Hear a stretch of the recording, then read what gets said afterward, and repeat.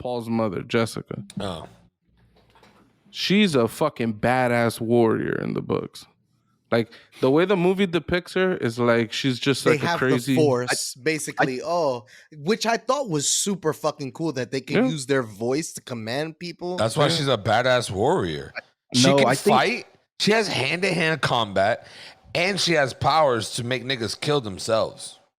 Yeah. I think they kind of hinted at her being a badass because when he's in the room with the mother reverend, what she says, she's like, "Your mother's outside the door." She's like, "No one's getting through that door." yeah.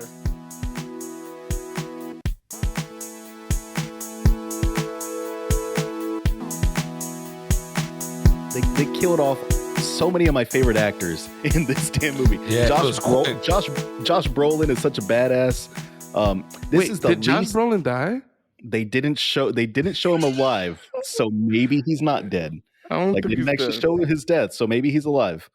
He's over there just in a still suit, just murdering people in the desert or something. Harkonnens in the desert.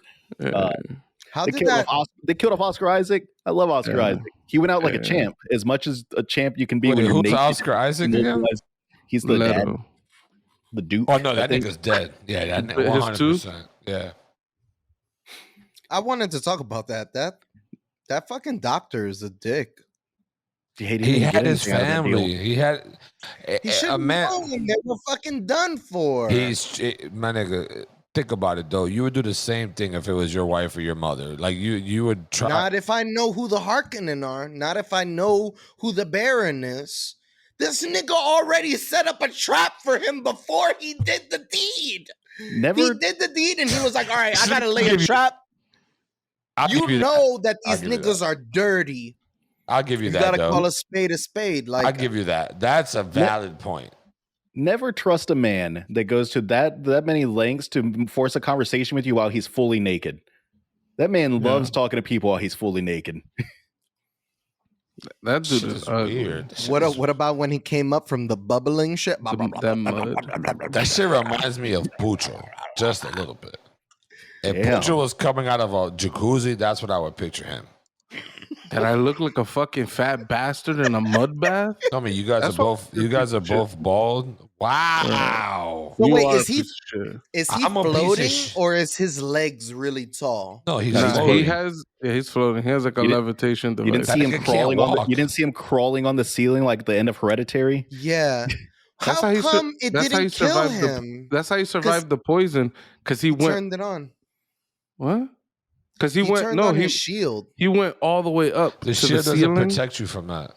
Yeah, the shield he was doing in case the guy was gonna try to stab him or something. Or some stupid shit. That wasn't. But he went high into the ceiling and curled up into a little ball. So he was getting poisoned, but not that much. Yeah, he had like his cloak like wrapped around his head or something too. I think he was like filtering the poison. He was there for hours. Like they came back in the morning. The room was dead though. That's what didn't make sense to me. Like the whole room got clapped, but that nigga just right above him didn't get clapped. What about our boy Duncan Idaho? Because this is the least douchey role that I've ever seen Jason Momoa play. He always kind of comes off like a douchebag, except in this movie. I actually kind of like Duncan Idaho. I loved his role in this movie. Who's fantastic. Duncan Idaho? Jason Momoa. Who's Jason Momoa? Aquaman. Tony don't watch movies. I don't know niggas' names like that. He's the guy that dies in the hallway. Supposedly.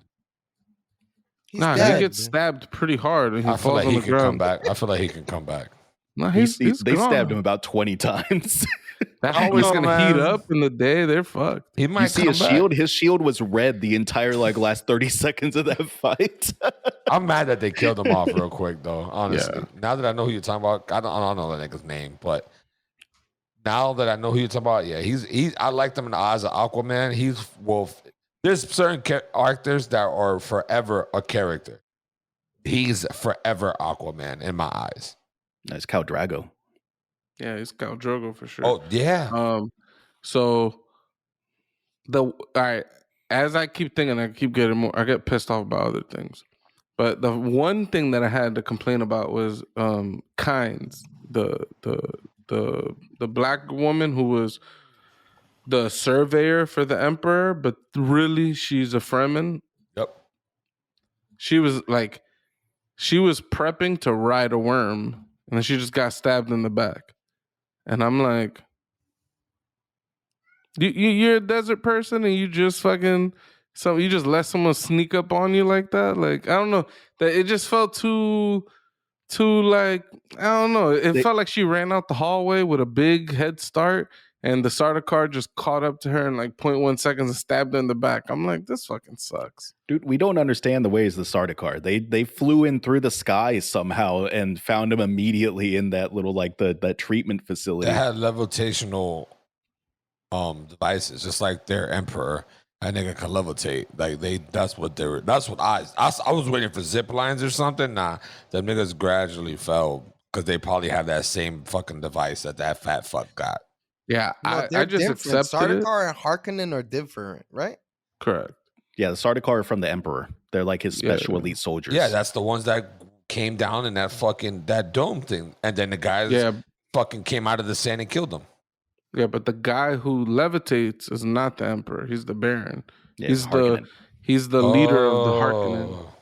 Think of the Harkonnen are the Lannisters, the Atreides are the Starks, and the Emperor are the Baratheons. They're in King's Landing, and they sent the good soldiers over because they're scheming against the Atreides family. I would say that the Targaryens. Okay. Sure, you could call them the Targaryen, right? I fucks with the Targaryens. I fucks with the Targaryens. The Sardaukar are like the special forces for the Emperor, but another thing. That's how they knew they'd been fully betrayed, when they knew that the Sardaukar had come down.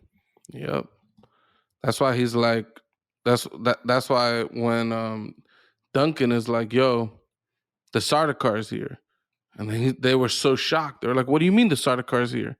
Like, you sure?" Because they're like, "Are you sure the Emperor is making a move against us?" And he's like, "Yo, when you cross swords with a Sardaukar, you know." Like, he's saying, like, I know who I fought. Like, don't fucking play yourself. Like, can we pause and talk about the name Duncan, Idaho in fucking 10,000 years in the future, whatever it is? What a weird name. Duncan, Idaho. Also, the main guy's name is just Paul. Paul. I just fucking hate his name, Paul. It's just so stupid. I mean, it's biblical, so I think they're going for the holiness. He is the Messiah. He's the Lisan al-Gaib. So it goes back to Doughboy's the Quizak Haderach is the other word that the Bene Gesserit use. He's supposed to bring balance back to the Force. So that nigga's fucking Luke. What do these sandworms eat all day to stay so big? Yo, sand. I feel like this book, from what I've heard of the Dune series, they explain everything. Like, I've heard like 20% of the book is just them explaining technology and like the lineage of families and things like that. I've heard they're very like descriptive books, right? Yeah. I would assume that they cover like what the hell the sandworms actually eat to stay alive. There might be something in the water. So in Dune, the planet is a desert. The whole entire underneath the planet is just full of water. So that's why they're talking about that big contraption that they were in was a thing to kind of bring the water from under to the surface to make Dune like a beautiful planet, pretty much, instead of a sand planet. So let me ask you this. Yeah. So that bald fat nigga is a Baron. Yeah. Vladimir. Then his people. Also, Batista didn't do shit in that movie, by the way. Zero but shit. Batista's there. Also, he's like 15 years old in the book, which I thought was funny. So Batista could play a 15-year-old. Who's Batista? Who's that? The wrestler. Also in Blade Runner. In Galaxy of the Guardians. That guy, he's Drax. Right? Exactly. Drax, yep. That's a better character. So they are called what again? The Harkonnen. That's what we called you earlier. Yeah, I'm getting there. So connecting dots. I don't think I forgot. So there are the Harkonnens. Sorry. Then the fuckboys that drop down is a different clan. Those are the people who double cross them. Not them, but the Idaho. I mean, they all double crossed the Atreides, but instead of the Harkonnen got the backing of the Emperor to double cross. So So yeah, So it's so like the emperor king and this house double crossed them. Yeah, so they came together and double crossed them. But so that group hasn't even really fully shown up. They just sent those guys in to kind of kill off the specialty shit. All right, cool. Yeah. So another complaint that I had, which I was a little bit bummed out about, was the what's her name? Jessica, by the way. Another common name. Paul's mother, Jessica. Oh. She's a fucking badass warrior in the books. Like the way the movie depicts her is like she's just like a crazy the force, basically. Which I thought was super fucking cool that they can use their voice to command people. That's why she's a badass warrior. She can fight. She has hand-to-hand combat, and she has powers to make niggas kill themselves. Yeah. I think they kind of hinted at her being a badass because when he's in the room with the mother reverend, she says, she's like, your mother's outside the door. She's like, no one's getting through that door. Yeah, she's like, no one. So that makes me... All right, go ahead. No, absolutely. I'm saying, but I don't know.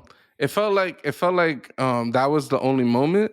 So I feel like for the average watcher, when they see her fight in the scene at the very end of the movie, they're going to be taken aback by the fact that her and Paul took down like 8 guys. Like they're going to go, oh my God, these guys, you know what I'm saying? But like she's a warrior and her son is trained by like the best warriors like in the fucking galaxy. Yeah, I definitely didn't take that. And this is the first time I watched or even known about this shit. Like I never read the books or anything. I knew off rip, just off this old lady coming in and be like, no one's getting by her. I was like, okay, this bitch is a badass. And then 2, the sand fight where she's fighting. Oh, no, the helicopter fight, the dragonfly, whatever. Mm-hmm. Off rip, she's telling this little jit, yo, your pitch is off. Let me show you what I can do.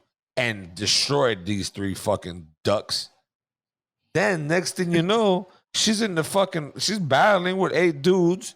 And the dude's like, oh, you didn't tell me you wasn't a helpless woman.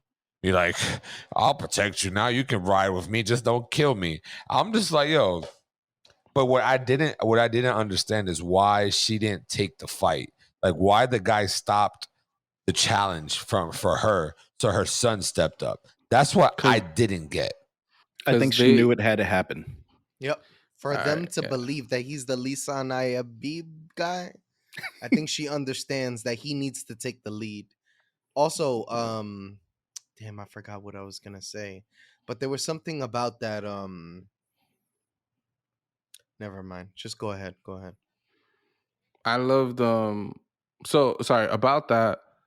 I didn't interpret it that way. Like she was letting her son do it.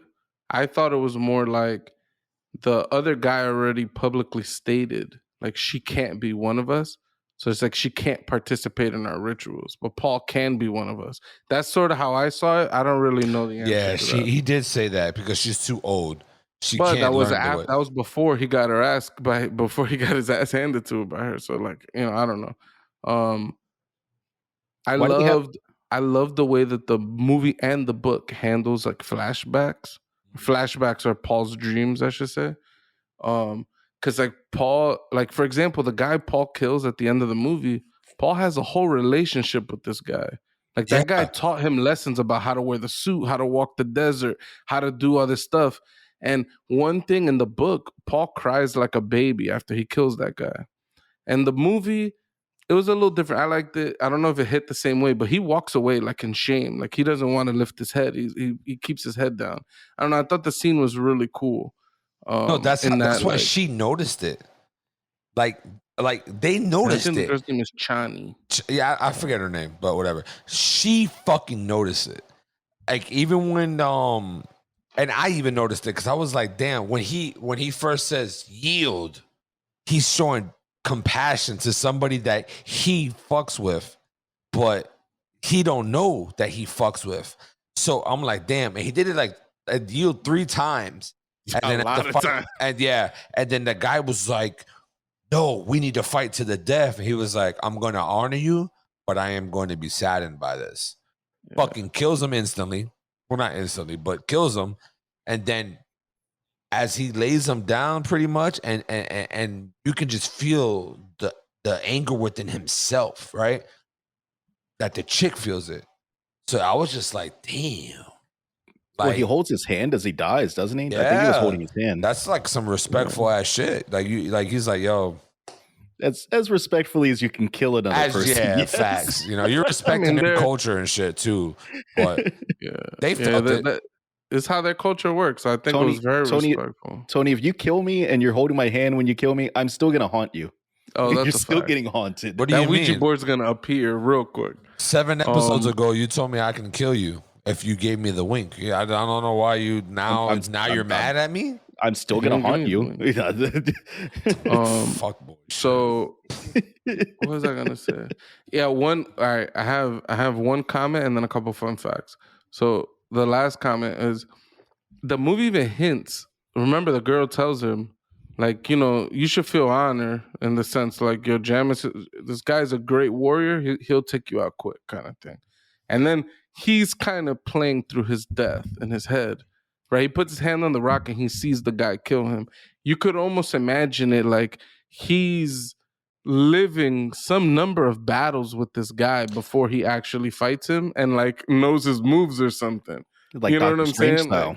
Facts. Right. It was like some Doctor Strange shit. I thought that was interesting. I don't think that actually happens that way, but I feel like the movie did it like almost like, whatever. Like you can maybe interpret it that way. So anyhow, a couple of fun facts. In this world, there's no computers. They all their technology is analog. I saw that. I saw that in the Dragonfly ship. Like the dials were old. Like they were They got into this big war with AI like a long time ago, so they don't fuck with computers. So those weird people with the white eyeballs and the black, they're human computers. They don't really talk about it, but they're like a special type of human. They like run calculations. So you saw 2 of them in the movie. There's the one dude that I forget where he's from. He's been in so many movies. The Harkonnen, and then we had the other guy, the black dude. Correct. The Harkonnen had the fucking servant nigga. Yeah, because he calculated how much it cost or something. Yeah, he did that shit rapidly. Okay, I didn't know he was a fucking PC nigga. He's a human computer pretty much because they don't fuck with computers. They got into a war with the AI. That's wild. The planet Dune or Arrakis, whatever you want to call it. When they made Star Wars, that's Tatooine. They just took that planet and just that's Star Wars. A lot of influences from this, like a Jedi mind trick. The sand thing, the sand crawler thing. It's in right. Star Wars. Like a sand. It looks like the same way. The worm, right? The worms. By the way, that scene is incredible when the worm comes on to Paul like that and just chills there. That shit was crazy. But the worms. If you watch The Mandalorian, there's an episode where they kill a worm, right? And they even in the old Star Wars movies they talk about the worms that live on Tatooine, and even like the Bene Gesserit, like the ability that they have to tell someone to do something is the same thing Obi-Wan Kenobi does in the first Star Wars movie. So it's cool that, even like Game of Thrones and shit like that, like they look to these old ass sci-fi books and they go like, oh, these houses and all the backstabbing and all this stuff. And obviously there's historical basis for this as well. But I don't know. I think it's really cool that this movie comes from a book that came out in the 60s, I've got a question for y'all. Would y'all try spice? Hell yeah. Hell yeah. I don't know. They downplay the spice in this movie. Spice is supposed to make you think sharper, move faster, hit harder. The shit's the perfect drug. When he got hit with that spice, it felt like it weakened him. Like just enough. It like made him have premonitions. It's weird. It forced him into like premonition mode. I think it enhances his abilities. I don't remember that part. I instantly went to reread the books because I love the movie so much. The way I interpreted that scene was almost like, you see later he cries about he's saying there's going to be a holy war in my name. I feel like he saw that in that moment and he was willing to just die and not let that happen. That's like kind of how I saw that, but I don't really remember, but that's how that scene felt to me. So he is going to be killed, and he's going to come back alive somehow, right? That's what his premonitions are showing. His premonition said that. Then his premonition said, "Well, to kill someone is to die." So then it's like maybe when he killed the guy is when he became reborn. It's the problem. Premonitions are finicky, you know. Like it never happens. Like the girl was supposed to give him a knife. In his dream, he got stabbed by the knife. In reality, she handed him the knife. Like he got the knife in both. No, what he said was that I was given a knife. Like even right after the dream where he was bleeding, he even said, "No, I was given a knife. I'm going to get a knife." And this fucking movie is phenomenal. Is it the same knife? I thought that I thought the knife was given to his mom by that other chick. I think that's a misdirection. I think you're supposed to think that his mom's gonna be the one to give him the knife, but it's the girl who gives him the knife. Girl, 100%. Yeah. Anyways, I love Dune. I'm hyped as fuck that the sequel's already announced. Not a white savior story at all. I gotta be honest. I think it's honestly it's a perfect movie. It almost has zero criticism towards it, in my opinion. I think not a lot happens in the movie. That would be my criticism. There's a lot that happens, and then you think about it, it's like, no, actually, it's shit. There wasn't very much. That was like their third day on the planet. Yeah, that shit's beast. It makes it seem like they're there for months, but then it was like, nah, that's day 2. I think they were there for a while. They might have been. There might have been some like time misdirection in the movie, but in the way that the movie frames it, it feels like 3 days total that they're there. 100%. It's like they get there the next day. They go and deal with the worm stuff. That night they go to bed and it all pops off. Like it's like fucking, yeah. I know. I totally agree. A lot didn't happen, but I think that's a fair criticism for sure. I mean, knowing some of the story is just this first part. There's a lot of characters, a lot of build up, a lot of those types of things. Yeah. If you watch the old movie from the 80s, you'll see there's a lot of fighting and killing and shit to come. If we were to rank this in like classic like sci-fi movies, like I think A New Hope and Blade Runner would still be above this one.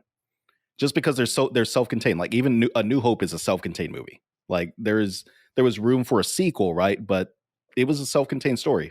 Yeah. He goes to space, blows the Death Star, boom, done. They could have rolled credits and never filmed another fucking Star Wars movie right there, 100%. And it's still a good movie. It's a perfect movie. Nah, I don't. I think it's Blade Runner, then Dune, then The New Hope. That's fair. I don't even. And I'm not a super big fan of Blade Runner, but and when I say that, like I never watched the ones before when the new one came out, and I watched it with Pucho. I went back and watched the older ones, and I kind of like the older ones more. The older one more than the newer one. But I like the newer one because of the feel you get. It's like more immersive, I guess. Anyway, man, and it's probably because of the drawn-out pauses or some shit. But that's the feel that I got. Like, only thing that Dune can make Dune better if you throw some of that Drive soundtrack into that motherfucker, or that Blade Runner soundtrack into that, where they're just flying to the thing. There's like they add that into it, that'd be fire. What if they done the thing like The Knight's Tale, where they just have like modern music? That was so stupid. Weirdest. Yeah. It's so. One thing, about Dune that I was kind of iffy about was the score. It was done by the guy who does all the fucking scores nowadays. Hans Zimmerman. Hans Zimmer. Fantastic. But it's all atmosphere. You know what I'm saying? So to Tony's point, it's like, would it have been better if we had more musical score? I don't know. It's hard to say. But I would like to see a cut of the movie that way, just to have, because it would be interesting. I don't know. Hans Zimmer, it feels like early on was really cool, and now it feels less cool. I don't know. It feels derivative. Like it feels like he's recycling his own music, and or maybe I just noticed that it's him all the time now. I don't know. It's like Steven Spielberg. It's like, what's the fucking difference between like the Superman theme and the Star Wars theme? It's like it's fucking hard it's hard to tell those fucking two themes apart, man. I think that's like, it's literally a flaw of every artist. I think when you try to, it's one person. Of course, they're gonna come up with like the same rhythms and stuff like that. But I did go ahead. I did feel like I was watching Interstellar. Yeah, I was like, this is a very like, I think eventually with pop culture things, with like and I see this in TV shows all the time, right? Like you start off with like How I Met Your Mother is like my favorite example of this. You start off with a character like Barney, where it's like he makes jokes and that's his personality, right? He's like a kind of like a scummy like womanizer, right? And eventually you just become a caricature of your own character that you're playing, like because they have to keep up in the antics, right? So eventually, like that character that's kind of an interesting character to begin with just becomes like this distorted version of themselves. It's just like all jokes and all like one-liners and all fluff. It's Cosmo Kramer. Mm-hmm. Yeah. Real quick though, guys, if you lasted this long, go ahead. I was gonna hit it with the quick advertisements. If you lasted this long, hit the subscribe button on our YouTube page. We're out here doing it. Take a fucking shot. You. By the way, you're 2 shots behind. Hit subscribe. Ring the bell for the notifications. We're on TikTok. We're on Instagram. Listen, if you guys just follow once, Doughboy would fuck. Nah, let me stop. We're out here. Fucking suck your cock. What's going on with that? Give you a fucking blowjob, dude. Oh my God, your eyes! Oh God, I got nervous. I thought you were quoting the Colin Turney for a second. Abort mission. It's a trap. Nah, but fucking hit that subscribe button, man. We're out here doing this. We love doing this shit. It's right now it's a hobby, but man, you guys help us out. Fucking this can grow something big, and we appreciate all the fan love that we get now. Even though the comments that you guys drop, we appreciate it. Negative, positive, it don't matter. We appreciate it. Nah, I don't appreciate this negative. No, I do. Every positive is a negative. I take it on the chest like a cum shot. Wow. So you're going all in on this. So you don't swallow. Weak ass nigga. Nah, he spits.